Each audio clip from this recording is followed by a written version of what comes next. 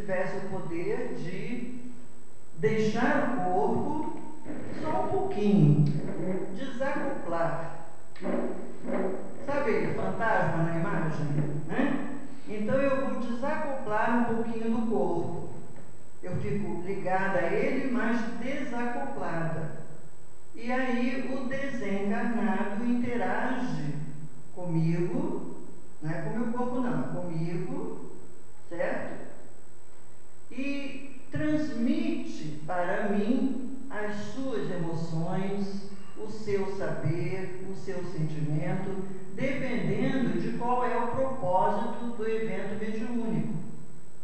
Então pode esse encarnado me falar do seu sofrimento, eu escrevo sobre isso. Esse desencarnado pode me passar alguma informação de cunho moral, eu escrevo. Ou esse desencarnado me transfere suas emoções. E aí, por exemplo, eu choro e sinto uma dor. E aí eu digo para o doutrinador, porque o processo mediúnico tem sempre alguém do lado.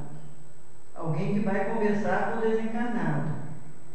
E aí eu digo para o doutrinador, minha cabeça está doendo, está doendo muito a minha cabeça. E aí o doutrinador fala para ele assim, põe a mão na sua cabeça. Aí o médium põe, né? Agora olha para a sua mão. Essa mão é sua? Aí o desencarnado já começa a ficar meio aperreado. Não.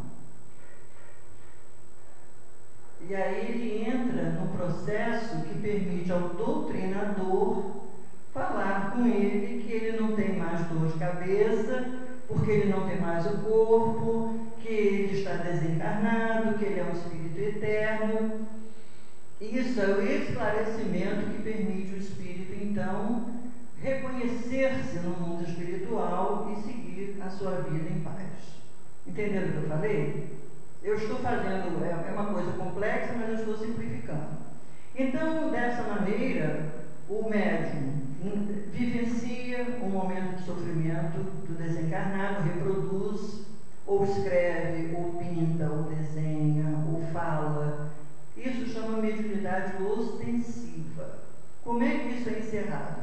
Quanto tempo isso dura? Dura 5, 6, 8 minutinhos, no máximo 10.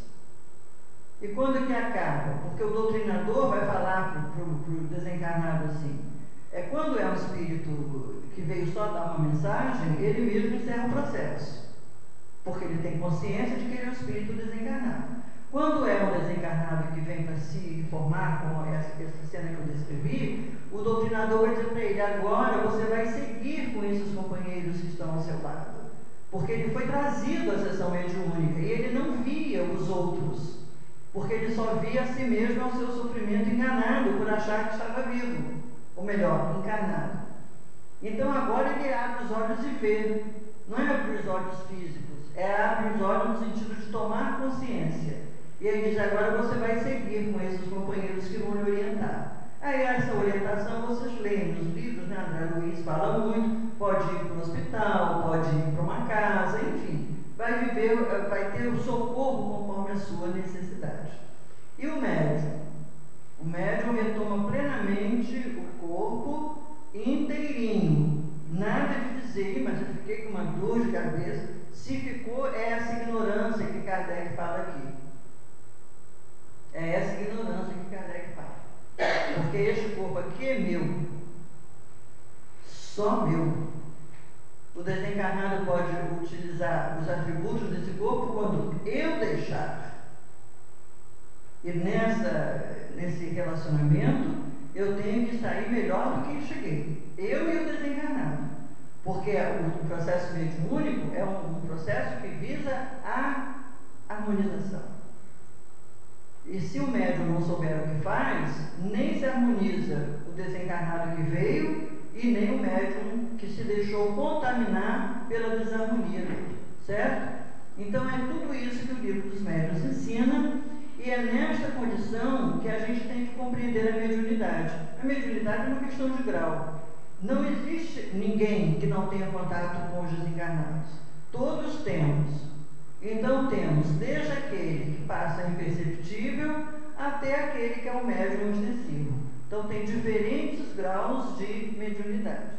Não há um grau determinado. Esse aqui é médium, aquele ali não é. Correto isso?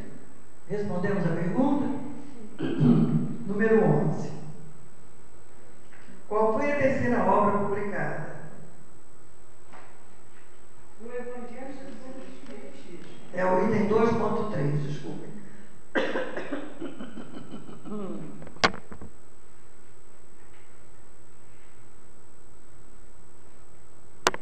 O Evangelho segundo o Espiritismo está completando 150 anos, né? Editado em 1864.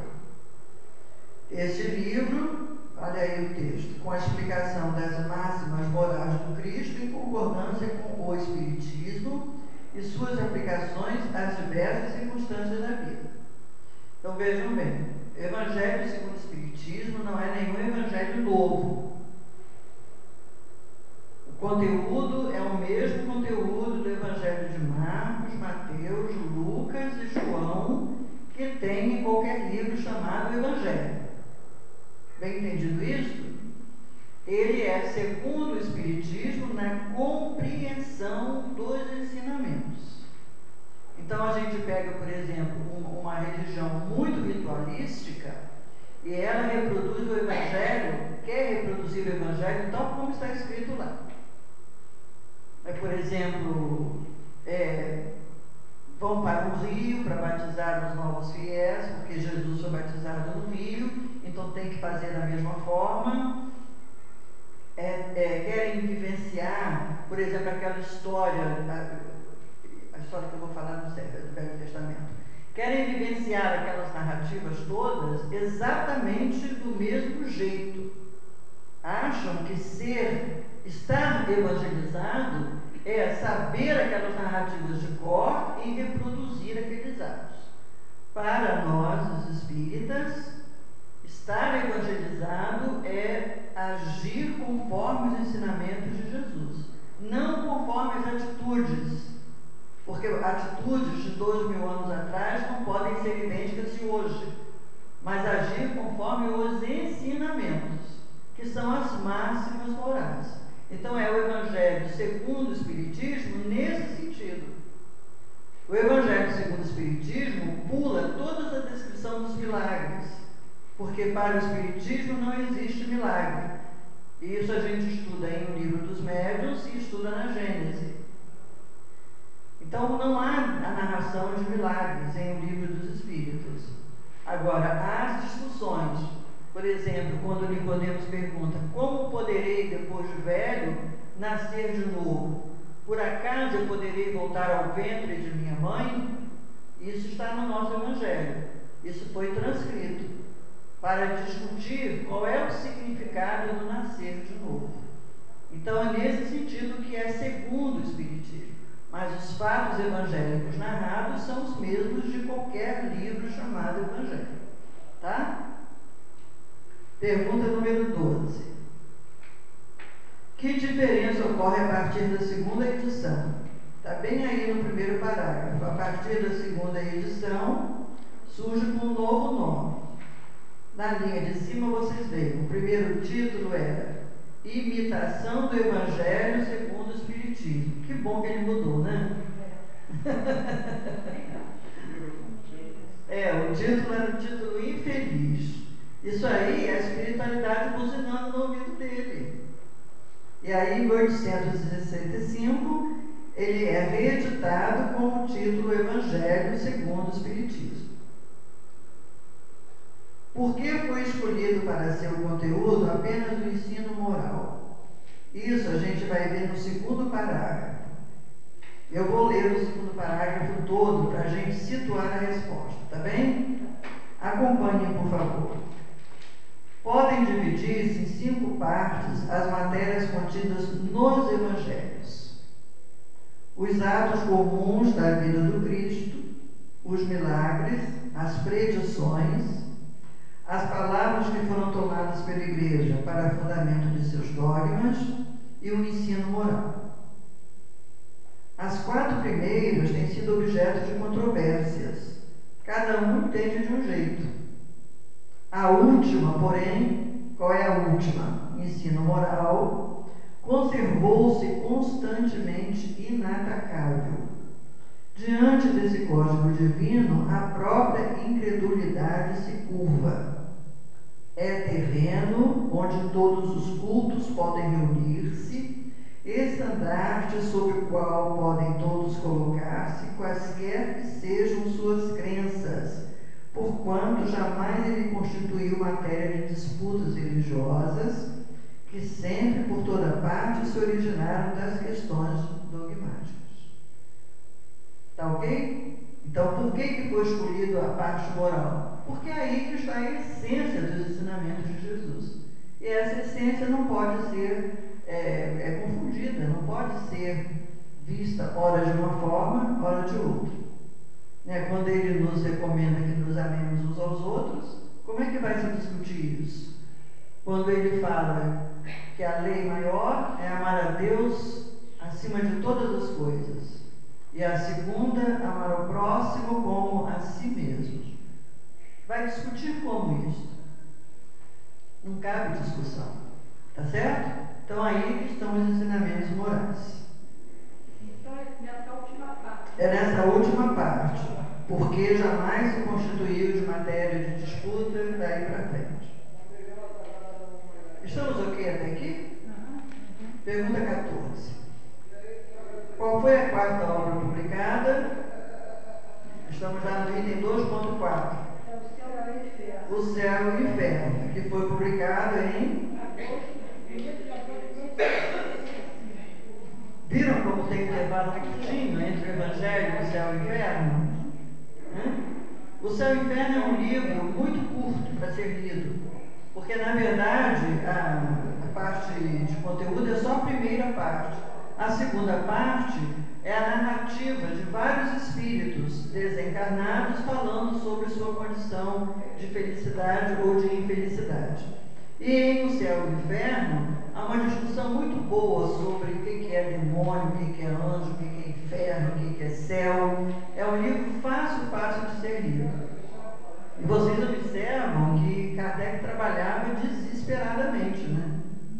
Ele começou em 1857, nós estamos 8 anos depois e já tem 4 livros publicados. Seguinte, qual foi a 5ª obra publicada? A Gênese. Já estamos agora no item 2.5, página 88. É gozado que a Gênese, que é o começo, foi o último que ele publicou. É o livro mais complicado, do meu ponto de vista. Publicado em janeiro. Embora ele tenha vencido a primeira parte, que é quase insuportável, ele depois entra num campo muito bom. Acho que é o capítulo 14, que fala de fluidos.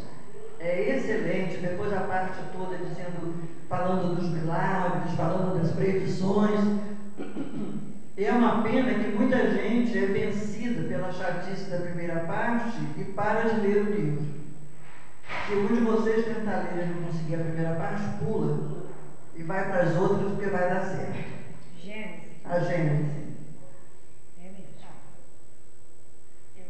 Que característica relaciona entre si os 5 livros da codificação? Isso aí está no item 3, página 89. Logo na primeira linha.